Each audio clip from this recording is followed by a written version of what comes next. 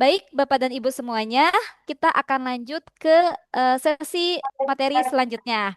Karena di sini saya cek sudah cukup banyak pertanyaan, kita sebelum memulai materi lagi, kita coba jawab beberapa pertanyaan dulu ya, Bapak dan Ibu.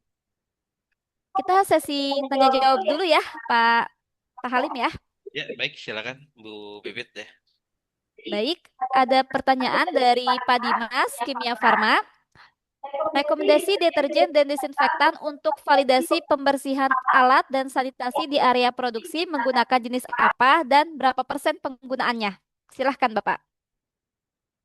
Oke, terima kasih. Jadi eh, pertanyaan yang cukup bagus juga, sangat bagus ya. Jadi bagaimana sih sebenarnya pemilihan rekomendasi deterjen ataupun cleaning agent? Jadi kalau di industri farmasi harus dibagi ya antara untuk peralatan dan ruangan. Itu akan sangat berbeda. Jadi kalau kita berbicara dulu ruangan ya. Ruangan itu lebih gampang pemilihannya karena apa? Karena dia tidak kontak dengan produk. Jadi di sanitasi misalnya di area produksi yang tadi saya sudah sebutkan ada beberapa grup ya, ada kiasi sama grup fenolik itu cukup sangat efektif untuk sanitasi di area produksi untuk rotasi disinfektannya. Nah, untuk pembersihan alat itu ada sedikit perbedaan. Jadi kalau di alat itu harus hati-hati menggunakan cleaning agent dan disinfektan karena di beberapa eh, inspeksi kalau kita menggunakan disinfektan untuk pembersihan apa namanya pembersihan alat itu akan ditanyakan bagaimana memanage residu dari disinfektannya. Jadi rata-rata sekarang pembersihan alat itu hanya menggunakan cleaning agent. Nah, kalau cleaning agent penentuannya gimana? Ya harus dilihat terhadap produk apa yang kita buat gitu ya. Jadi kalau bikinnya kan beda-beda ya. Jadi ada yang misalnya dari bentuk sediaan saja juga berbeda. Misalnya kalau kita bikin tablet menggunakan granulasi basah sama bikin tablet menggunakan granulasi kering atau cetak langsung juga itu sangat berbeda gitu ya. Jadi tergantung balik lagi apa yang akan target apa yang akan kita bersihkan. Ya kalau cleaning agent biasanya yang digunakan yang paling ini ya, yang paling umum ya biasanya kalium hidroksida, terus tertanium eta sama surfaktan beberapa surfaktan. Jadi gitu. Jadi harus dibedakan. Nah, cuman tadi setelah cleaning menggunakan cleaning agent untuk alat itu biasanya dibilas kembali menggunakan purified water sehingga target nanti untuk kualifikasi pembersihannya hanya terkait residu cleaning agent dan produknya. Tidak harus mengecek residu disinfektan gitu. Jadi tadi ya perbedaannya antara alat dan ruangan. Oke. Baik, semoga terjawab ya, Pak Dimas, untuk pertanyaannya. Kita masuk ke pertanyaan selanjutnya. Ini dari Bapak Ihsan. Kenapa kebanyakan industri farmasi menggunakan golongan fenolik dan amonium untuk ratasi desinfektan yang digunakan? Silahkan, Bapak. Oke, kalau kenapa banyak yang pakai fenolik sama benzal atau grupnya amonium quaterner? Pada dasarnya dia lebih tidak korosif dibandingkan dengan eh, yang disinfektan yang lainnya. Jadi karena dia kadang-kadang digunakan oleh orang ya di ini untuk sanitasi orang. Nah, ini harus bisa em, menjaga tadi agar orangnya tidak terkena dengan sifat korosif dari disinfektan. Makanya orang di industri-industri itu lebih memilih grupnya fenolik atau alkohol, terus grupnya alkohol sama grupnya QSI untuk sebagai disinfektan.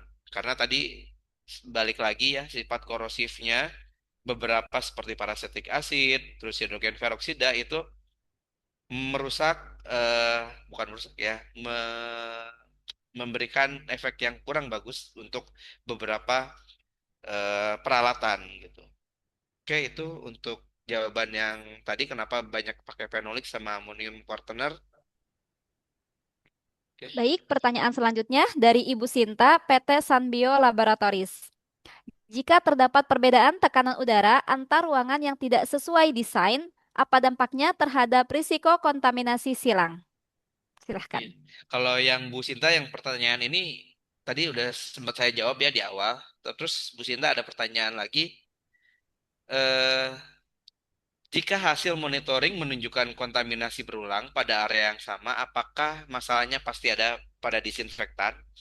Ini jawabannya belum tentu karena tadi eh, kalau cemaran mikro itu step pertama yang harus dicek adalah partikel. Karena mikroorganisme itu pada dasarnya pergerakannya pasif. Jadi kalau tidak ada carriernya, dia nggak bisa pindah. Nah, carrier yang paling sering apa?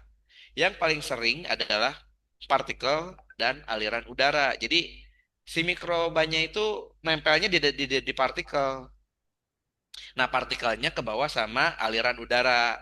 Nah, itu jadinya kalau ibu mau ngecek, saya sarankan tolong dicek dulu apakah partikelnya di area itu tinggi apa tidak. Kalau areanya partikelnya tinggi, ibu harus benahi dulu partikelnya karena kalau partikelnya tinggi, kemungkinan untuk mikroorganisme tumbuh di sana juga lebih tinggi. Itu jawabannya first step-nya yang harus dilakukan gitu.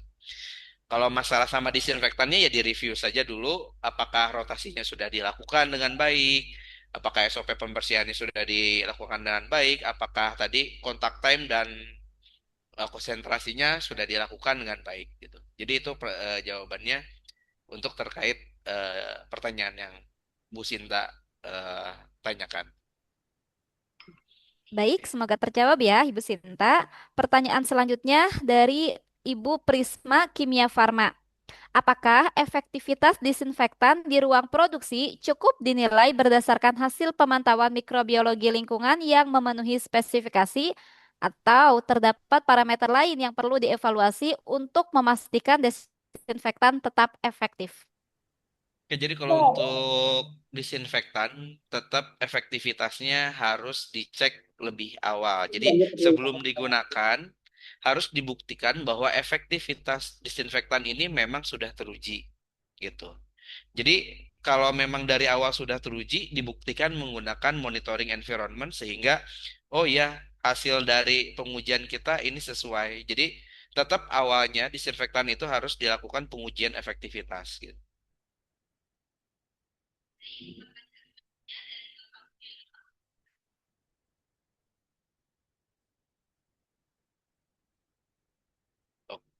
Oke, jadi harus dilakukan.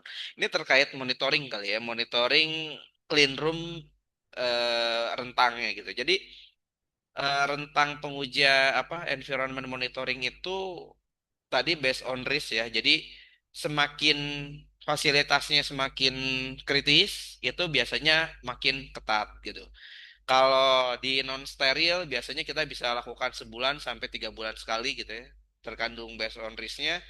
Tapi kalau di prosesnya steril mungkin bisa lebih ketat, mungkin bisa per minggu, bisa per hari, mungkin gitu ya. Jadi tergantung balik lagi based on risk-nya seperti apa fasilitasnya, juga kritikalitas produknya seperti apa. Jadi itu pertanyaannya, jawabannya tetap harus dikaji mana yang paling optimum. Gitu.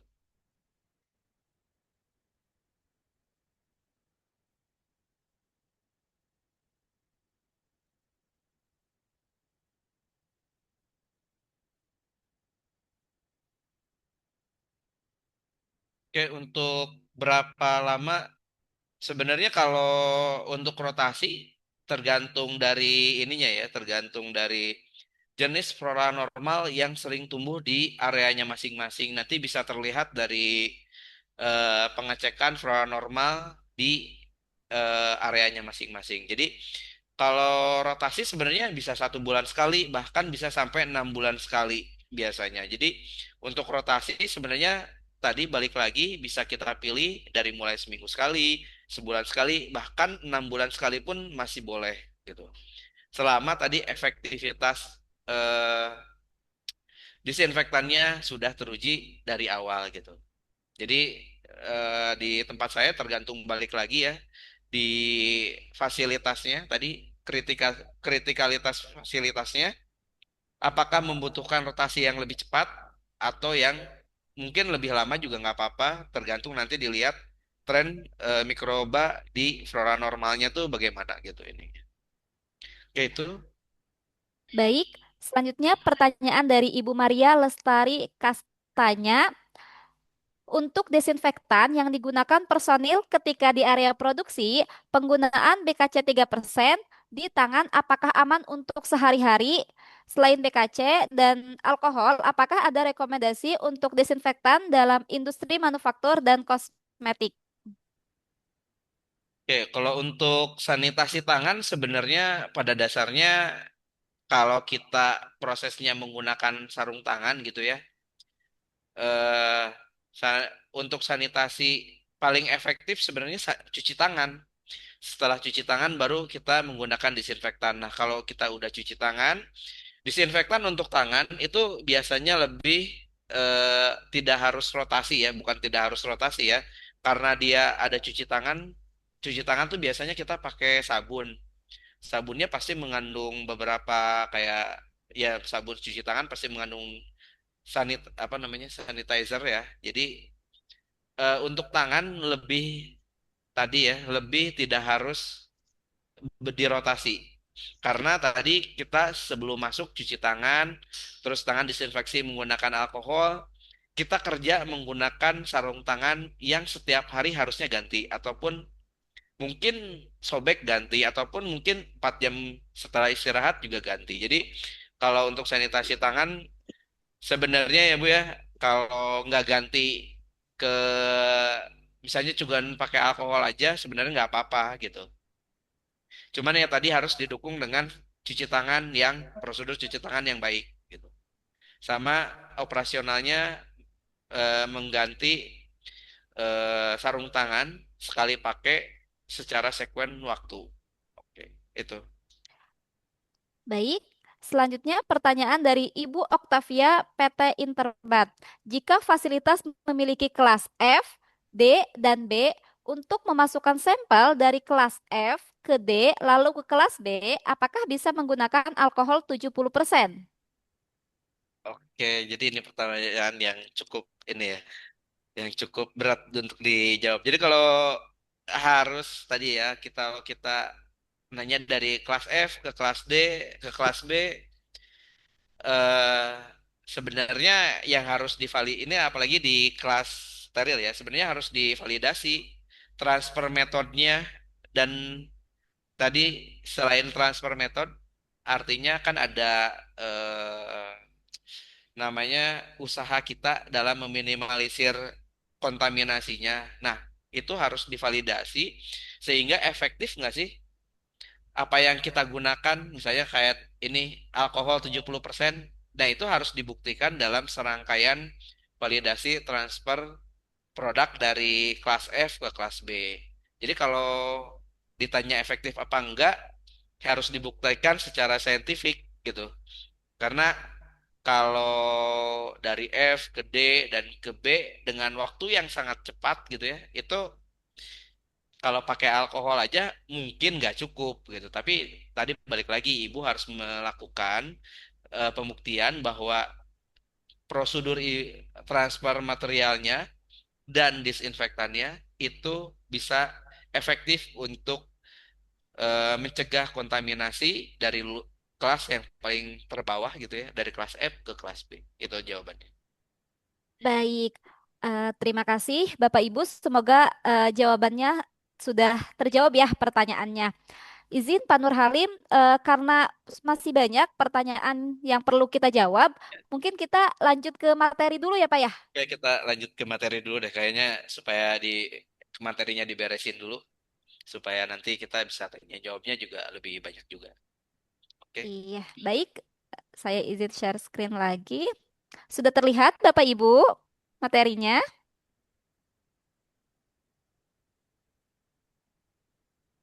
Sudah, sudah. Baik, terima kasih. Silahkan Bapak Nur Halim untuk melanjutkan pemaparan materinya. next slide. Oke, jadi eh, program sanitasi yang efektif gitu ya. Kita akan berbicara tadi program sanitasi yang efektif karena sanitasi ini dipakai di nggak cuma di produksi gitu ya maupun di lab. Tadi beberapa case seperti yang Bu siapa dari Interbat, bagaimana sih sebenarnya efektivitas kita dari kelas F ke kelas B gitu ya. Jadi tetap harus ada pembuktian yang secara saintifik. Makanya tadi di sini ya ada sanitasi yang efektif itu dokumentasinya udah jelas adalah menjadi bagian penting dalam audit CPOB. Nah, dokumentasinya apa selain tadi protokol, terus cleaning validasinya, apa transfer validasinya maupun logbooknya gitu ya. Nah, ini makanya kita akan berbicara tadi suatu program sanitasi yang efektif itu SOP-nya seperti apa, jadwalnya seperti apa, rotasi disinfektannya seperti apa, validasi metode cleaning ataupun sanitasinya seperti apa, sama monitoring efektivitas. Tadi yang beberapa pertanyaan, nah ini jawabannya ternyata kita harus buktikan bahwa ini cukup apa enggak gitu. Ini ya bisa next slide. Oke, ini ada maintenance yang dianjurkan ya sesuai CPOB untuk clean room manajemen apa untuk maintenance clean room. Ya tujuannya agar clean room tetap memenuhi spesifikasi yang dipersyaratkan selama operasional dan mencegah terjadinya kontaminasi. Prinsip CPOB, seluruh kegiatan maintenance harus direncanakan, didokumentasikan, dievaluasi dampaknya terhadap mutu produk, dan apabila dilakukan rekualifikasi sebelum dan apabila diperlukan, dilakukan rekualifikasi sebelum clean room digunakan kembali. Nah, ini kalau ada beberapa perubahan dalam sistem clean roomnya harus direkualifikasi dulu agar menjamin kelas kebersihannya tetap terjaga gitu. Jadi ada beberapa parameter ya di ruang lingkup maintenance-nya ada VAC gitu ya, ada pembersihan AHU, pergantian filter dari pre-filter, medium filter maupun HEPA filter. Lalu ada pemeriksaan airflow, air change gitu. Itu bagian dari maintenance kita setelah pergantian gitu kan. Ini ada pergantian, tapi harus diperiksa kembali apakah ini tetap memenuhi syarat apa enggak. Lalu untuk fasilitas clean room tetap ada pemeriksaan lantai, plafon, pemeriksaan pintu, interlock, passbox. Lalu dicek fisik ya, fisik seperti ada retakan enggak ataukah adakah sesuatu kerusakan yang berpotensi menjadi sumber kontaminan. Nah, untuk rekualifikasi tadi apabila dalam suatu maintenance ternyata ditemukan banyak ketidaksesuaian mungkin ataupun mengakibatkan perubahan desain pada clean roomnya, maka harus dilakukan dulu rekualifikasi sehingga tetap bisa menjamin bahwa clean room ini berjalan sesuai dengan seharusnya.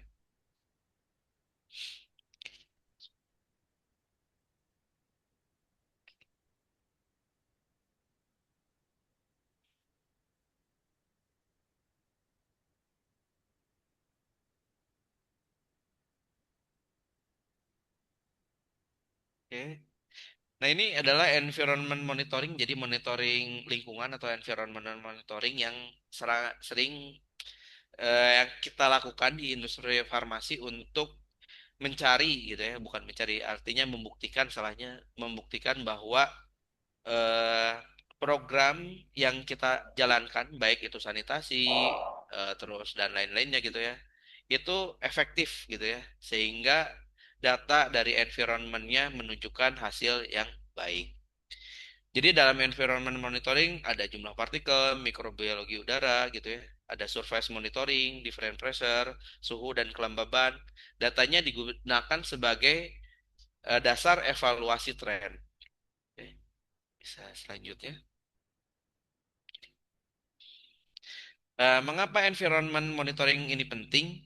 IM adalah alat untuk membuktikan bahwa sistem pengendalian kontaminasi kita itu bekerja dengan baik gitu ya. IM digunakan untuk membuktikan clean room masih terkendali, mendeteksi perubahan sebelum terjadinya kontaminasi, mengevaluasi efektivitas sanitasi, mendukung rilis produk. Jadi apa namanya salah satu pendukung mutu produk. Oke, kita kalau lihat dari PDA ya, ada beberapa step by step untuk environment sebelum kita menentukan environment monitoring. Jadi kita harus berpikir bagaimana fasilitasnya, personelnya, prosesnya seperti apa.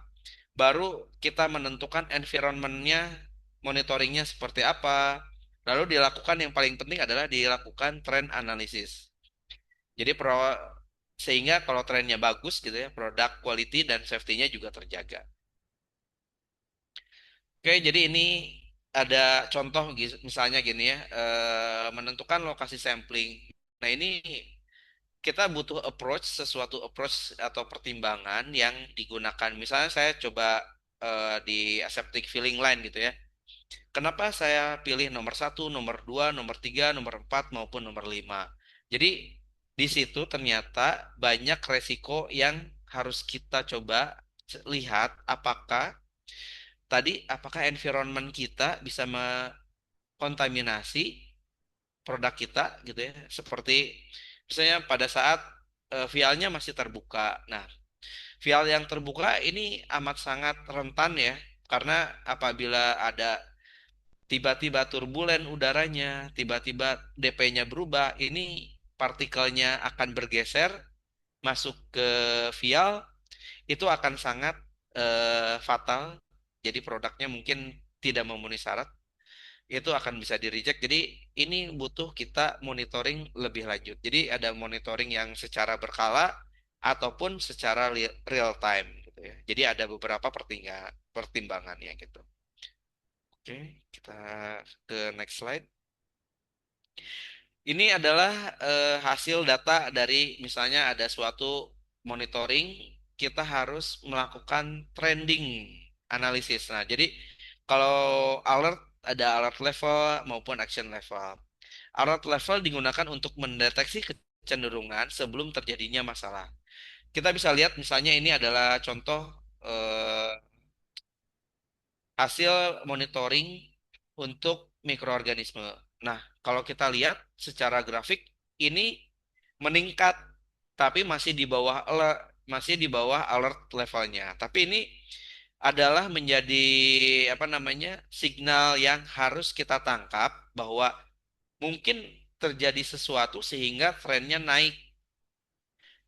Walaupun belum tentu deviasi ya, misalnya gitu, karena belum melewat alert limit. Tapi ini adalah tadi deteksi pertama yang harus kita aware gitu ya, bahwa ini adalah tren kita meningkat. Apabila tidak ditangani lebih lanjut, mungkin akan masuk ke level alert ataupun action limit. Iya.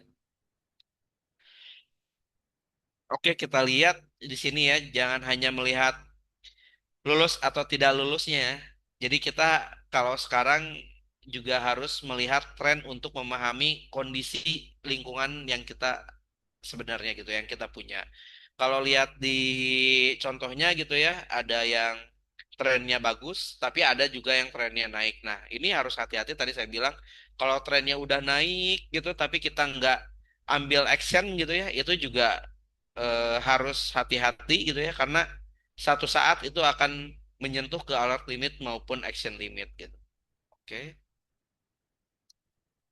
bisa next slide. Oke, jadi environment monitoring adalah suatu siklus yang berkelanjutan ya.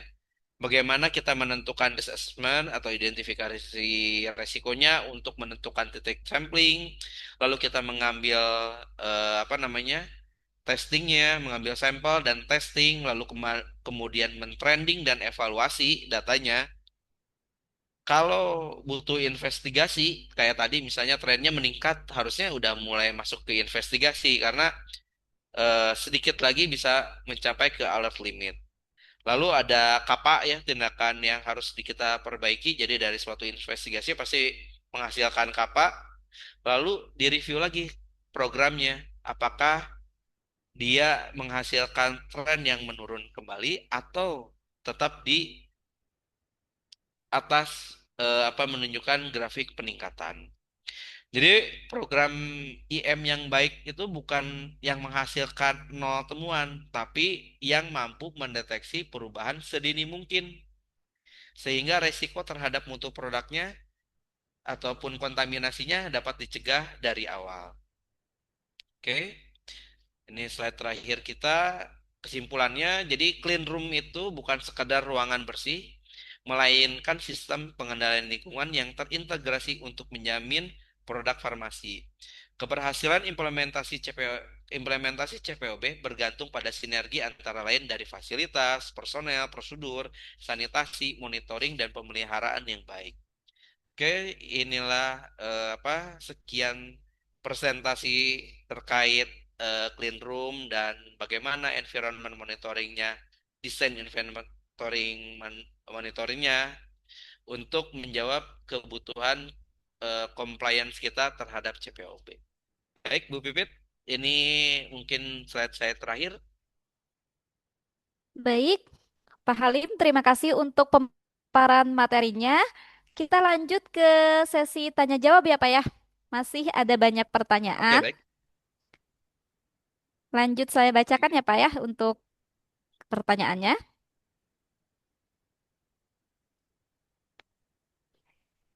Pertanyaan selanjutnya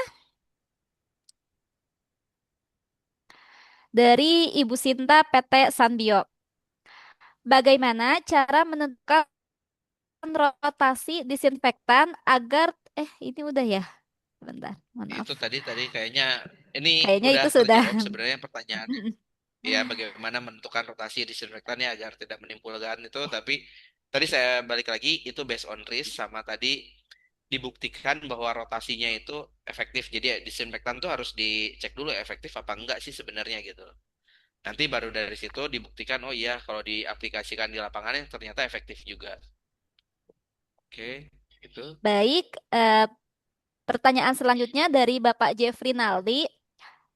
Mengingat adanya jenis desinfektan yang korosi, saya ingin meminta barangkali adanya rekomendasi jenis desinfektan untuk alat berbahan logam ataupun stainless. Ya, kalau ini tadi udah sering disebutin, jadi ada beberapa yang sering digunakan adalah Mm. tadi ya, grupnya alkohol, grupnya fenolic acid, sama amonium quaterner gitu.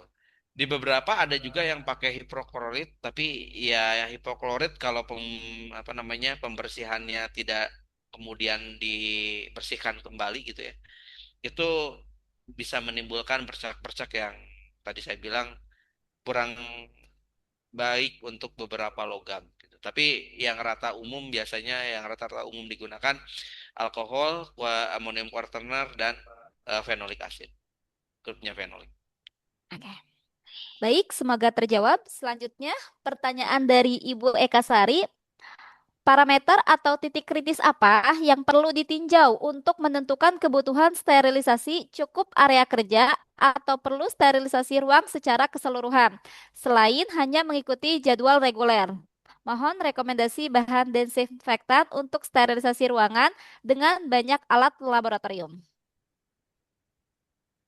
Oke, kalau untuk sterilisasi ruangan sebenarnya bisa dibagi terhadap tingkat kritikalitas proses yang dikerjakan di areanya masing-masing gitu. Tadi kalau misalnya kelas C itu biasanya kita sterilisasi ruangannya bisa 1 bulan, 2 bulan itu tidak ada masalah selama program sanitasinya dijalankan dengan baik. Tapi kalau untuk kelas A dan dilihat aktivitas, terutama intervensi aktivitas di kelas A-nya banyak, itu kalau bisa ya lebih sering untuk melakukan sterilisasi apa namanya ruangannya ataupun peralatannya.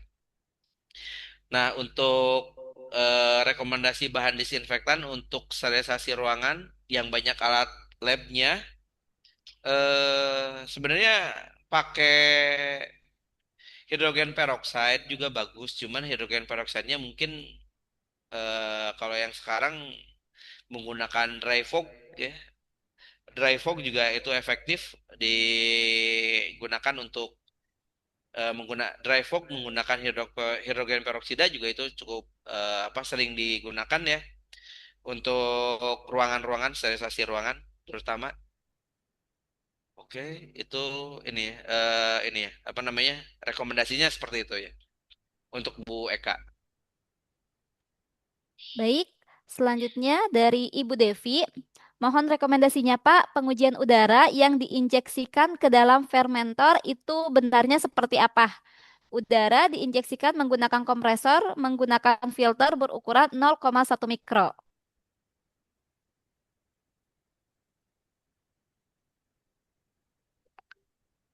Gimana ya? Mohon rekomendasi.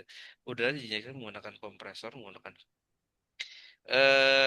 ini udaranya maksudnya pengujian udara yang mana ya? Karena tadi pengujian udara tuh ada udara ruangan, ada udara kompresor gitu kan. Kalau ini dua hal yang berbeda soalnya. Kalau untuk pengujian udara gitu ya, ininya gitu, pengujian udara normal ya tetap kita punya MAS gitu ya. Ada mikroba apa air sampler. Nah, kalau yang untuk kompresor memang ini agak lebih sedikit tricky gitu karena kompresornya kan digunakan untuk apa pertanyaannya? Apakah direct terhadap produk? Apakah direct terhadap hasil produknya gitu ya? Itu akan menjadi yang berbeda gitu ya. Nah, kalau di beberapa pengujian untuk kualitas mikronya ini mikronya kompresor tadi kalau untuk mikro yang apa kompresor yang benar-benar direct kena ke produk itu disesuaikan dengan produknya. Kalau produknya steril ya harus menggunakan filter yang bertujuan untuk mensterilisasi ataupun mencegah eh, kontaminasi dari mikroorganisme. Jadi ada filter-filter udara dari grupnya ya kayak Sartorius, kayak apa yang minimal 0,22 gitu. 0,22. Untuk 0,1 mikro itu biasanya digunakan untuk grupnya nitrogen biasanya gitu. Jadi penggunaannya berbeda gitu. Kalau filter 0,1 mikron itu biasanya digunakan untuk nitrogen, untuk gas-gas yang lebih ini lagi ya, yang benar-benar diinjekkan ke dalam suatu sediaan. Oke. Baik, Ibu Devi, semoga terjawab ya untuk pertanyaannya. Kalau ada yang kurang jelas, boleh silakan open mic ya, Ibu Devi dan Bapak Ibu yang lainnya, silahkan. Kalau ada yang mau open mic, silahkan. Halo Mbak, ya Halo. saya Devi yang pertanyaan barusan disebut. Jadi Iya, yang silahkan saya Ibu. maksud memang benar udara udara itu memang kontak langsung ke produk gitu Pak. Jadi kan kita memang produksi bukan bukan obat-obatan, kami produksi pupuk hayati. Nah kemudian kan selama proses inkubasi dalam fermentor itu kan ada udara yang disuplai ya Pak ke dalam fermentor. Nah ini kami masih mencari-cari metode yang tepat gitu Pak untuk memastikan kalau udara yang diinjeksikan ke dalam fermentor itu memang clean atau memang bersih. Nah, selama ini sih kami sudah coba pakai metode trapping Pak. Artinya udara yang disalurkan dari kompresor itu nanti akan di trapping trapping menggunakan cawan Petri. Kemudian nanti kami lakukan pengulangan gitu. Nah, apakah metode seperti itu sudah cukup atau ada metode lainnya gitu, Pak? Nah, kemudian eh, berarti kalau misalnya ternyata udara ini ya ditujukan untuk ke produk, berarti memang harus hasilnya nol ya, Pak? Oke, ini saya coba jawab ya, Bi, ya. Iya, Pak. Tadi untuk injeksinya ke apa namanya ke cawan papar memang sebenarnya benar caranya, cuman Ibu harus memvalidasi caranya karena di kan cawan papar itu sudah didesain untuk menampung 1 kubik ya Bu ya atau 1 meter pangkat 3 jumlah udara yang disedot. Jadi kalau Ibu kayak MAS gitu ya, MAS itu akan menyedot sebanyak 1 kubik yang dilewatkan ke cawan papar. Nah, Ibu kan menggunakan metode yang sama harusnya, mungkin gitu ya. Nah, ya, sehingga apakah tadi metodenya bisa divalidasi apa tidak? Tapi kalau bisa mendapatkan sejumlah 1 meter kubik gitu ya, Bu, ya, yang lewat ke dalam cawan paparnya harusnya itu sudah cukup. Tapi kalau ibu nggak pengen apa, ibu pengen lebih mudah, sebenarnya sekarang sudah banyak jasa yang bisa menguji kualitas udara kompresor yang akan dilewatkan ataupun hasil filtrasi kualifikasi udaranya gitu. Tapi secara metode seperti tadi ya Bu ya, eh, ada cawan papar, pertanyaannya udara yang ibu lewatkan sudah sesuai nggak volumenya gitu. Oh, berarti Apakah iya Bu? berarti intinya kita harus pastiin ya Pak ya. Maksudnya kalau selama ini kan kami di sini hitungannya tuh menit Pak. Maksudnya misalnya 30 menit kita paparkan ke cawan Petri. Tapi kita harus pastiin ya Pak selama 30 menit itu kira-kira sama dengan 1 meter kubik atau tidak. Maksudnya seperti itu ya Pak. Iya, seperti itu Bu. Jadi minimal 1 meter kubik gitu. Oke, baik Pak. Karena kalau yang dilewatkannya nggak segitu, mungkin aja jadi negatif palsu gitu Bu ini ya. Karena Oh, jumlah sampel yang dimasuk ke situ hmm, kurang gitu. oke. Oke. Gitu. Makasih Pak jawabannya. Terima kasih.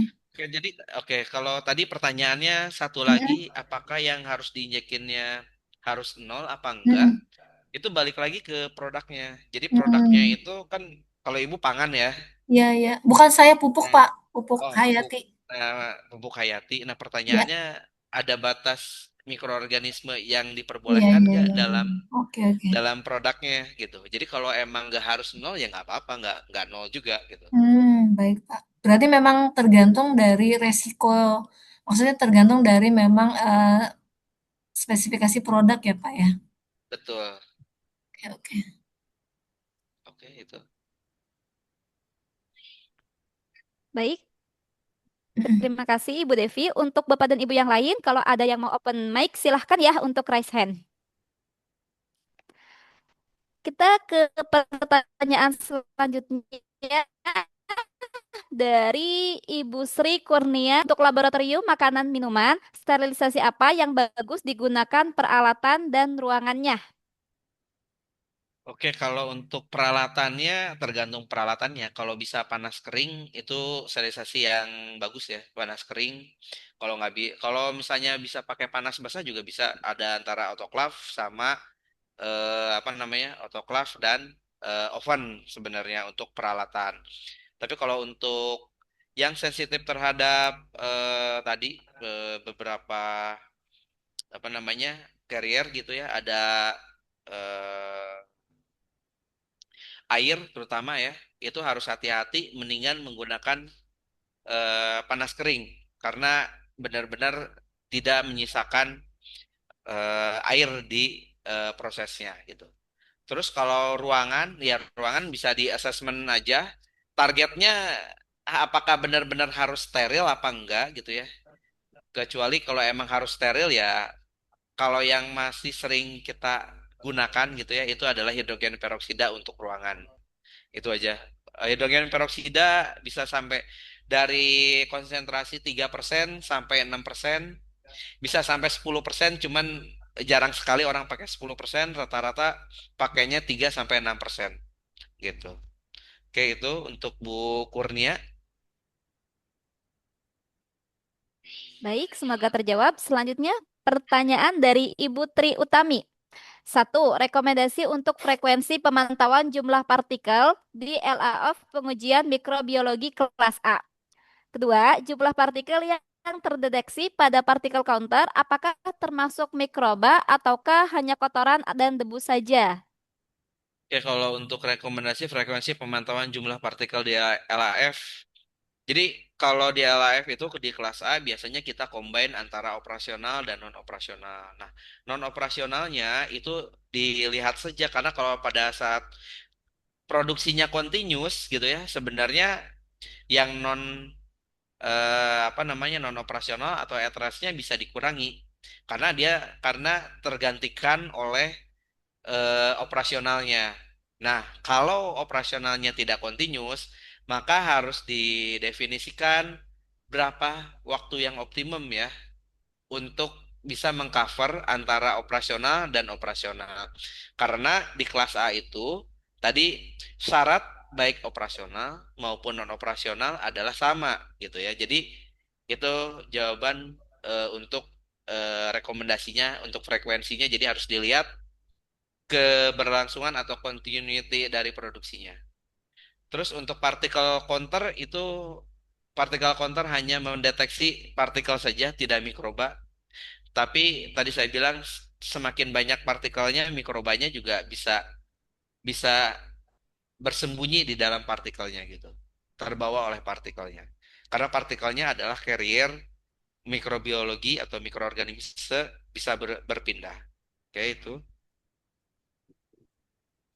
Baik, selanjutnya pertanyaan dari Ibu Isna. Apa kriteria clean room perlu dilakukan pre-qualification? Apa kriteria clean room?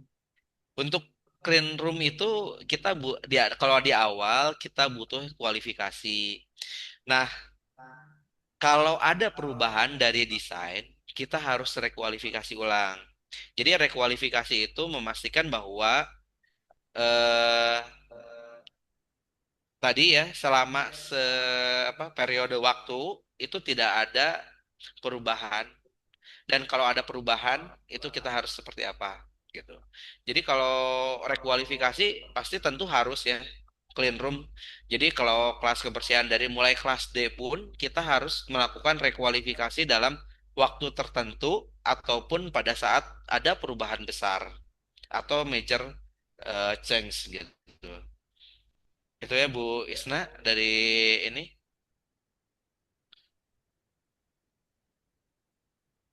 Oke, kita ke Baik, semoga terjawab. Pertanyaan selanjutnya dari Ibu Alisa. Pada metode active air sampling, bagaimana cara memvalidasi efek dehidrasi pada media agar akibat embusan udara berkecepatan tinggi selama sampling berlangsung? Bagaimana cara memastikan bahwa mikroba yang lemah atau stres bisa tetap tumbuh? Oke. Ini kalau kita kalau active air sampling itu sebenarnya pasti sudah divalidasi oleh vendor ya, ataupun dari eh, pabrikan yang dia Iya. produksi MAS, karena MAS itu pasti ada batas maksimum untuk flow namanya flow udara yang disedot. Jadi nggak mungkin sampai bisa mengakibatkan dehidrasi ya. Dehidrasi biasanya kan si medianya mungkin menjadi kering ataupun menjadi rusak gitu.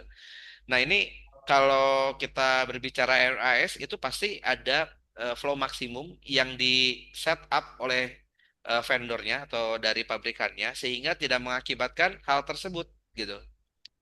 Nah, cuman tadi balik lagi, apakah kita menggunakan MAS yang standar apa tidak? Gitu. Karena kalau di yang standar udah jelas dalam untuk 1 kubik dia menggunakan motor vakum 28 liter per menit misalnya, ataupun bisa lebih tinggi. Tapi itu sudah divalidasi dan tidak akan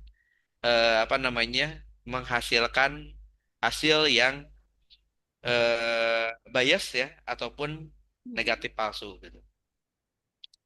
Itu jawabannya gitu ini. Baik, kita ke pertanyaan selanjutnya dari Bapak John. Clean room harus memiliki recovery time setelah ditinggal personel. Berapa lama recovery time yang baik untuk satu clean room? Jika recovery clean room lambat, langkah apa yang sebaiknya dilakukan? Oke, jadi kalau untuk recovery time gitu, kita sebenarnya ada beberapa jenis ya recovery time. Recovery time itu ada dari mulai dari adanya aktivitas ke tidak ada aktivitas. Terus ada misalnya di beberapa tempat ada yang dari VAC-nya off ke on, itu beda-beda. Dan recovery time memang dibutuhkan.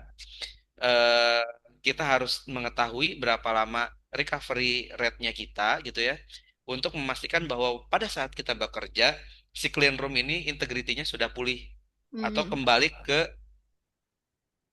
apa kelas kebersihan yang ditujukan gitu ya. Nah, ini recovery time itu yang bagus berapa? Kalau di beberapa jurnal gitu ya, di beberapa guideline, kalau bisa di bawah 15 menit gitu. Nah, tapi nggak semua VAC mungkin punya recovery sebagus itu. Jadi pertanyaannya gimana kalau ini ya harus dibuktikan dulu berapa lama kita recovery-nya. Ya mau tidak mau ya harus ditunggu karena kalaupun kita jalan di tengah-tengahnya gitu ya, itu clean room-nya belum menjadi integrity-nya belum balik lagi.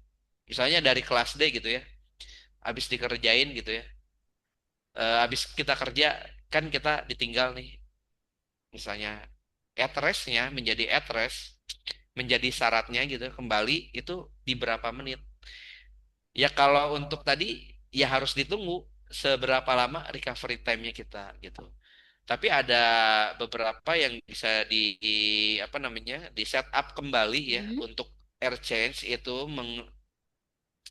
air change itu bisa membantu recovery time. Jadi kalau kita naikin air change itu bisa membantu cepatnya recovery time kita. Tapi balik lagi harus dilihat lagi bagaimana desain AVAC-nya atau AHU-nya apakah memungkinkan atau tidak. Jadi itu pertanyaan. Jadi kalau belum waktunya recovery dan digunakan ya nggak boleh karena integrity room-nya belum tercapai ke kelas yang awalnya gitu.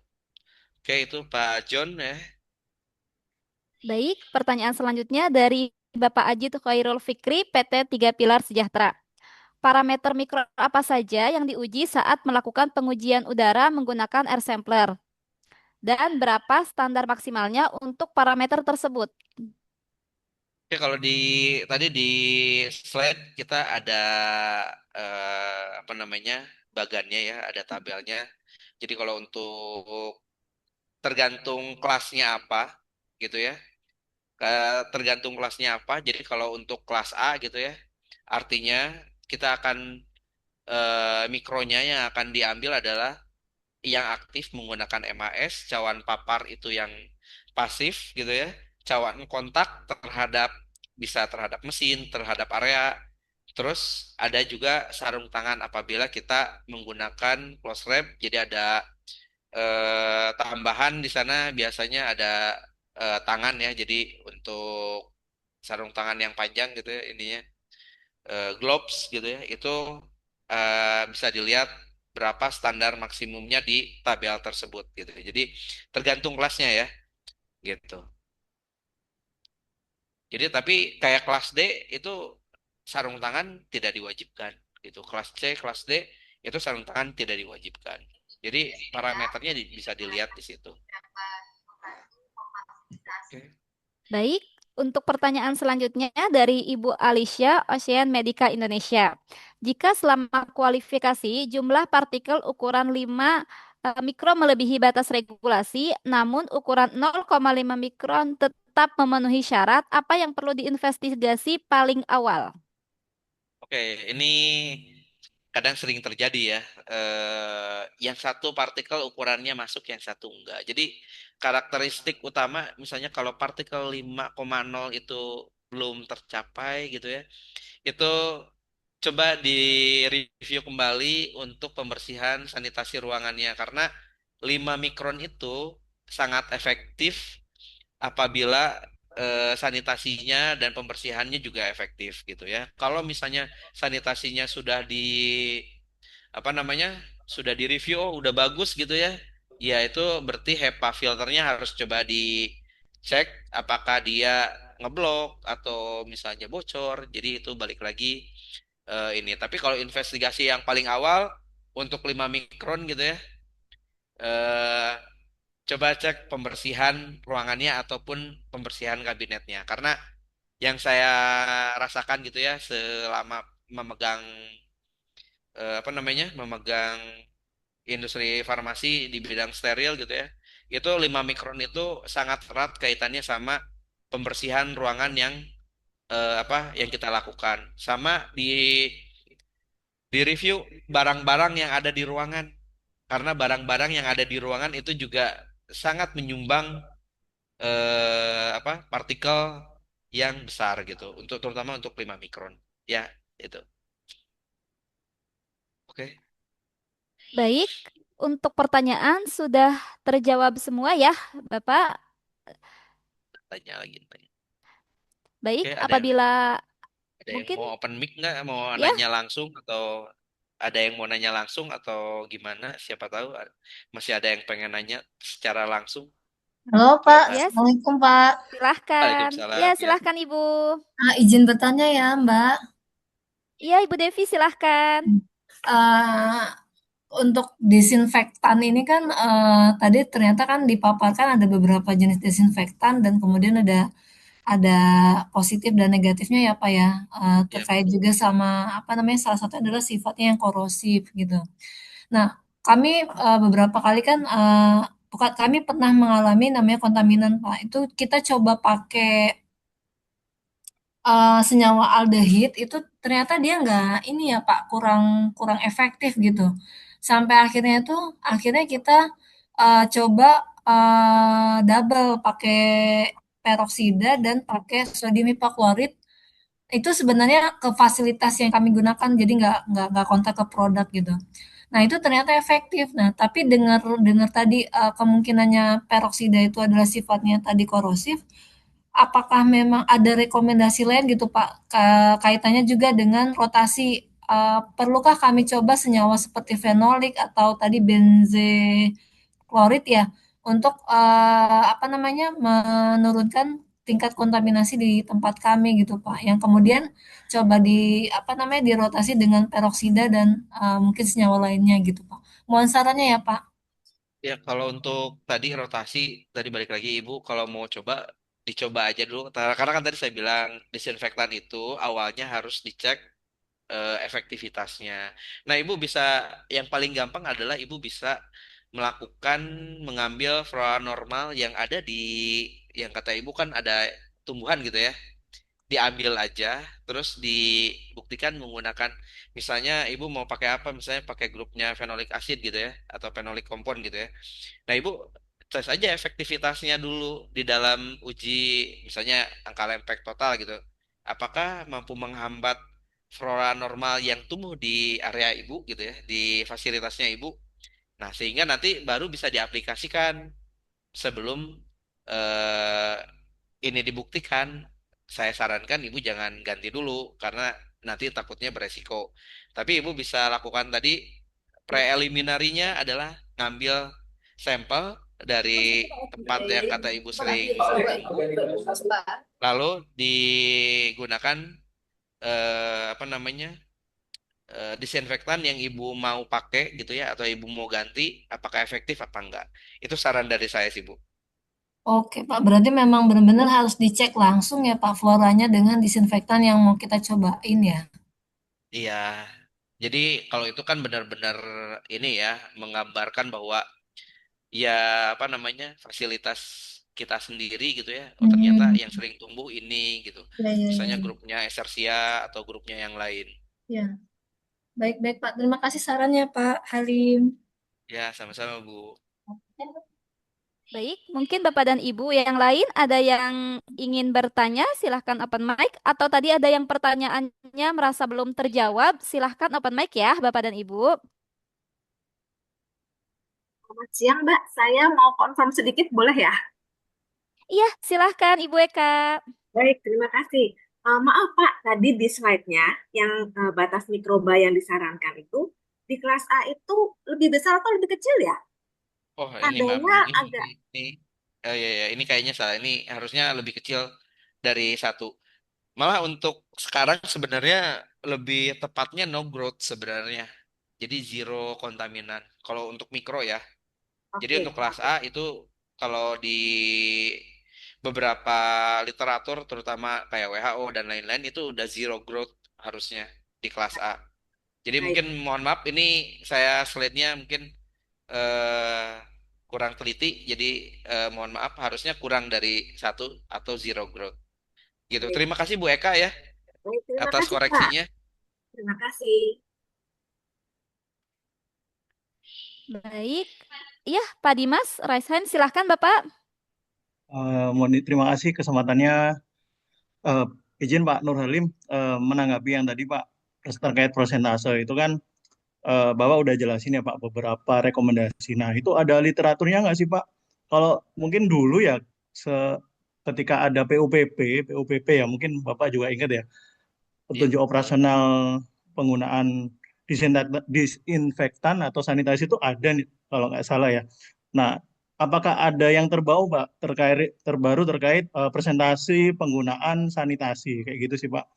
Apa ada literatur yang terkini yang bisa kita pakai panduan? Oh, misalkan pakai golongan fenolik ini menggunakan berapa persen atau yang lain seperti itu Pak?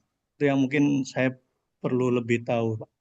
Terima kasih. Kalau oke, terima kasih Pak Dimas. Jadi kalau di apa tadi terkait konsentrasi, kalau sekarang itu memang secara general umumnya tidak diatur, Pak. Jadi di beberapa ini gitu ya, eh, literatur, terutama regulasi dulu ya.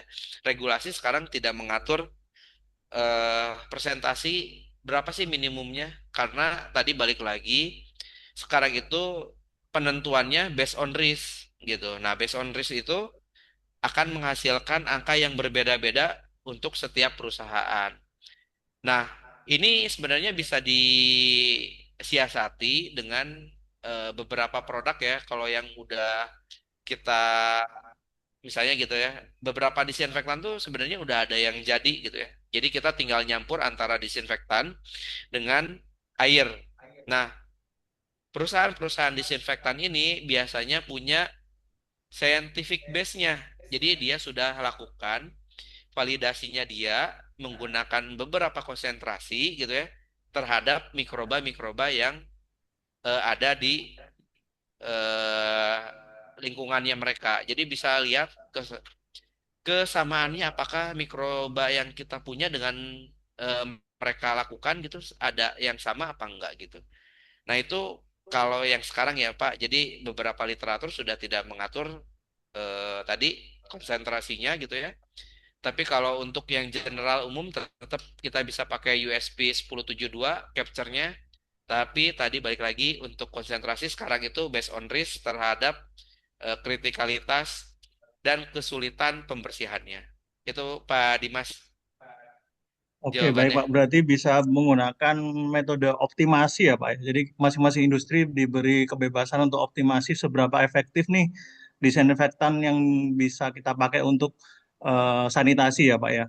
Atau mungkin Iya, bisa menggunakan rekomendasi dari vendor ya Pak ya, yang mungkin iya betul. produknya udah diuji, presentasi penggunaannya berapa persen kayak gitu Pak. Betul. Kalau dari vendor tertentu malah sudah ada validasinya bahwa dia efektif untuk senyawa ini, dan lain-lainnya gitu. Oke, Tapi kita tadi baik. bisa balik lagi menggunakan pengujian dari dalam gitu ya ataupun internal.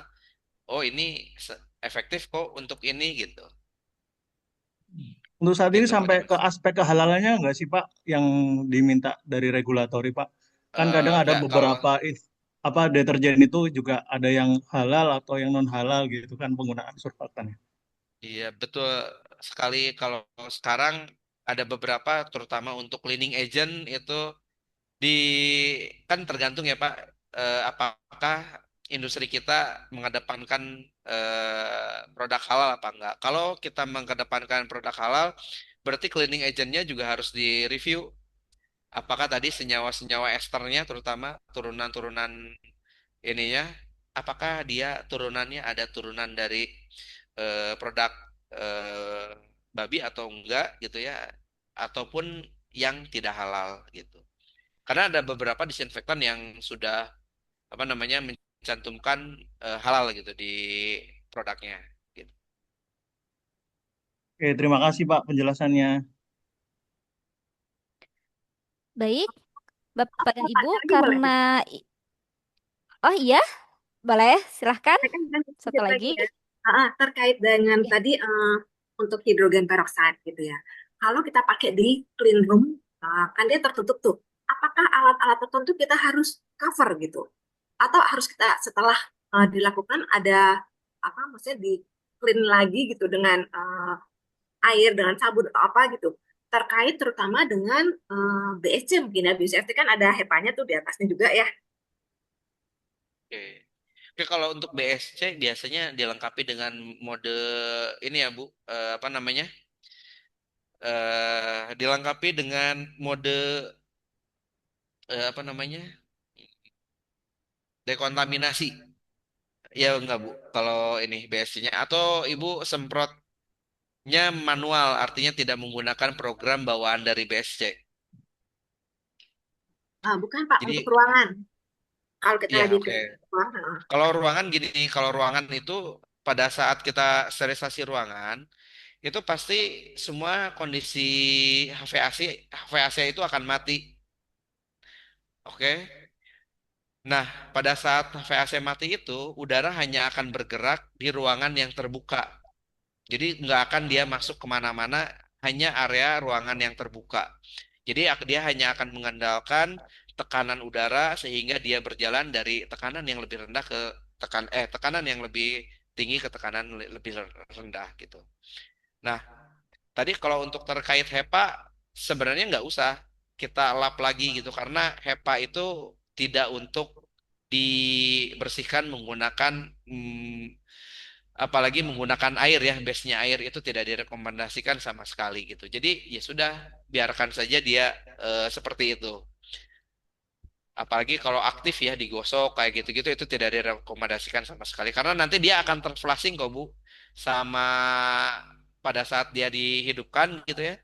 HEPA-nya akan memflushing hidrogen peroksidanya menjadi air apa namanya menjadi embun-embun air gitu Bu. Jadi alangkahnya lebih baiknya kalau HEPA jangan diapa-apain deh gitu Bu.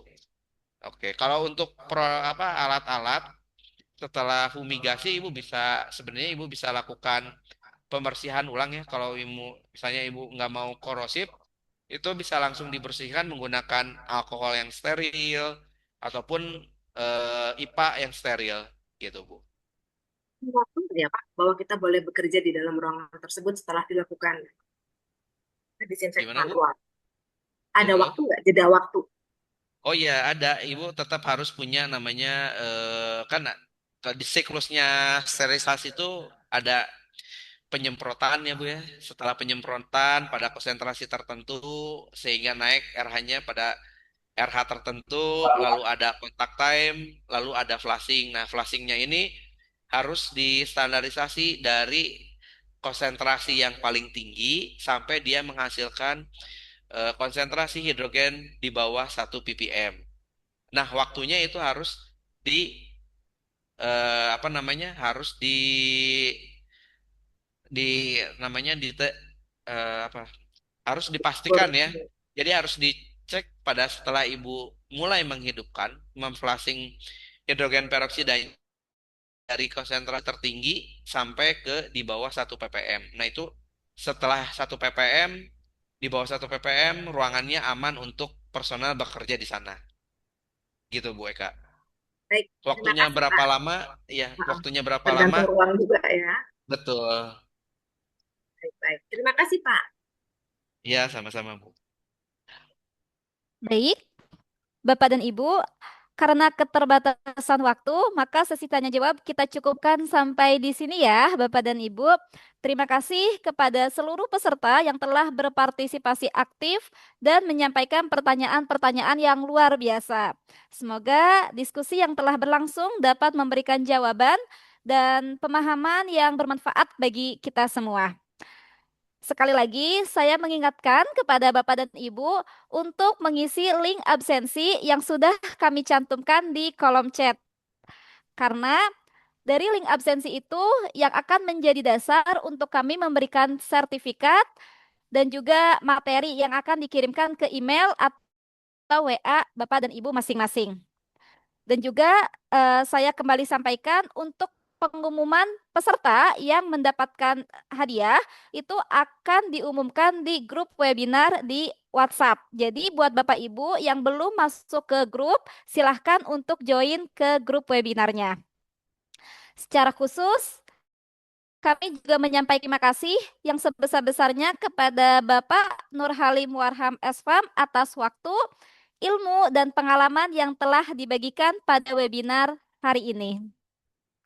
Baik, Bapak dan Ibu semuanya, sebelum kita tutup, izin boleh open cam Bapak Ibu, kita foto bersama terlebih dahulu. Boleh ya Bapak Ibu? Silahkan Mas Rehan. Ya, terima kasih Mbak Upit atas waktunya ya. Terima kasih juga kepada Bapak, Ibu sudah meluangkan waktunya untuk mengikuti webinar PT Daula Prima Lab Scientific dari awal sampai akhir. Untuk sesi selanjutnya, kita akan ada sesi dokumentasi ya. Bagi Ibu dan Bapak, silahkan untuk open cam dengan pose terbaiknya. Dan jangan lupa untuk setting backgroundnya yang sudah dikirimkan oleh Ibu Pit di grup WhatsApp. Silakan Ibu, Bapak untuk open cam.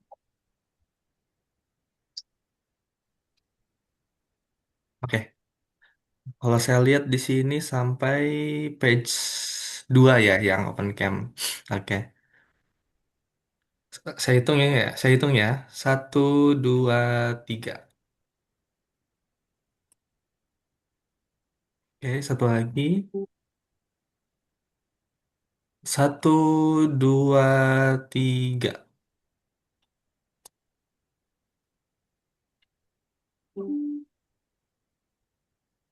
Oke, baik. Terima kasih Bapak Ibu. Saya kembalikan kepada Ibu Baik, Pit. baik, terima kasih Mas Rehan. Baik, Bapak dan Ibu yang kami hormati, akhirnya kita telah sampai di penghujung acara webinar Delta Scientific pada hari ini. Akan ada webinar-webinar selanjutnya di bulan-bulan selanjutnya. Jadi nanti tunggu informasi dari kami. Semoga webinar dengan tema manajemen sanitasi clean room untuk kepatuhan CPOB ini dapat memberikan manfaat, menambah wawasan, dan menjadi bekal yang berguna dalam penerapan sanitasi clean room yang baik, efektif, dan sesuai dengan standar CPOB di lingkungan kerja Bapak dan Ibu masing-masing. Oh iya, Bapak dan Ibu, tadi kan sempat dibahas oleh Pak Januar terkait Baktiscan ya, terkait alat Baktiscan.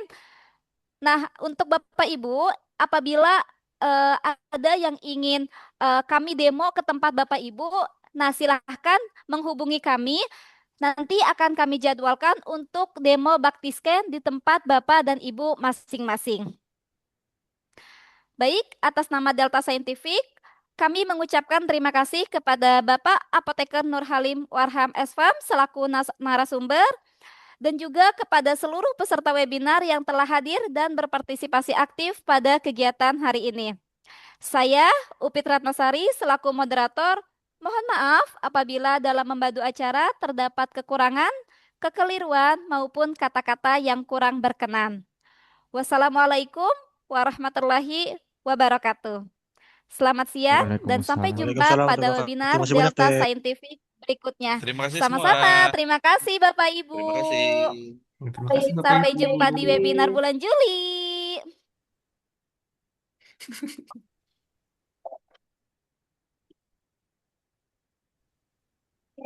Jangan lupa isi absensinya ya Bu, Bapak.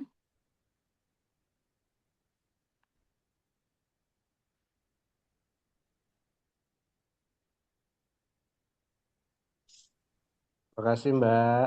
Izin Lab, terima Sama-sama, kasih. Bapak. Assalamualaikum. Waalaikumsalam, Pak. Waalaikumsalam warahmatullahi wabarakatuh. Baik, terima kasih. Assalamualaikum.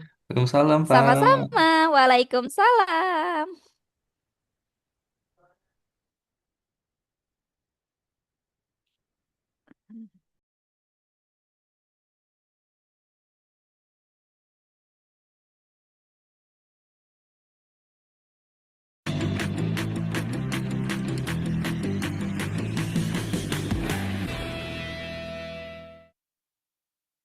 Devrisa, kok kamu bengong aja sih?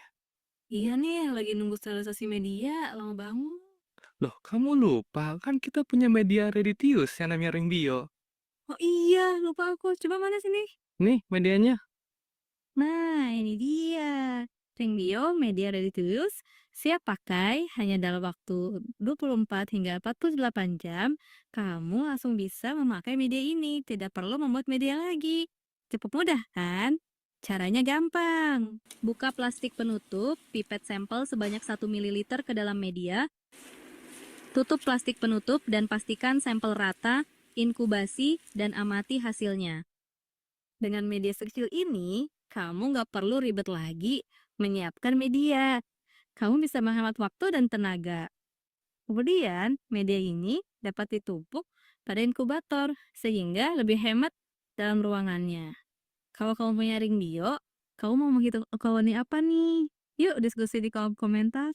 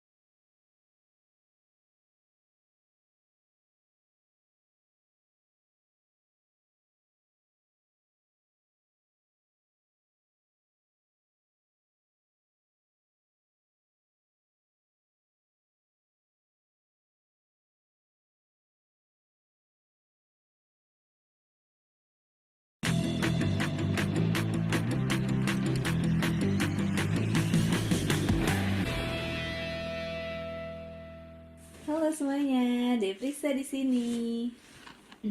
Kalian pernah nggak sih kepikiran apakah area lab kalian dan area produksi kalian sudah tersanitasi dengan baik? Atau jangan-jangan sebenarnya masih kotor ya? Nah, kita punya alat yang bisa mendeteksi kontaminasi bakteri dan biofilm di area kerja. Alat ini bernama Bactiscan, sebuah alat canggih yang bisa mendeteksi S layer pada bakteri dan biofilm dengan 4 sinar gelombang tepi UV. Apabila ada warna putih, putih kehijauan, dan hijau fluorescence, itu sudah pasti ada kontaminasi bakteri. Cukup dengan memasang baterai, kemudian tekan tombol on. Cahayanya langsung muncul dan siap buat diarahkan ke bagian yang masih kotor. Bagaimana? Mudah, ringkas, dan efisien bukan?